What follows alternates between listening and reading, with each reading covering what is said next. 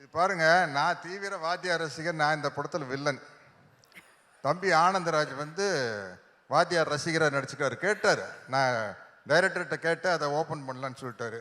நீங்கள் தலைவர் ரசிகர் தானே ஆனந்தராஜ்? தம்பி இல்லைங்க, டெஸ்ட் இருக்குது, அது உட்கார முடியாது பாருங்க. சார், நான் சொல்கிற டைலாக் எல்லாம் எந்த படத்துலன்னு சொல்லணும். சும்மா நடித்தா கேரக்டராக மாறும். ஏய் துரைசாமி, என் தாய் எனக்கு பால் ஊட்டி வளர்த்தாங்க, இந்த நிலத்தாய் எனக்கு சோறு ஊட்டி வளர்த்தாங்கடா. இந்த தாயை விட்டு கொடுக்குற அளவுக்கு நான் கோழை இல்லைடா. ஒரு பிடி மண்ணுக்காக எந்த தியாகத்தையும் பண்ணக்கூடிய பரம்பரையில் வந்தவன்டான்னா. டேய், 100 என்ன 1000 என்ன 1,00,000 பேர் ஒன்று கூடி படையெடுத்து வந்தாலும் இந்த இடத்தை விட்டு பிரிக்கவே முடியாதுடா.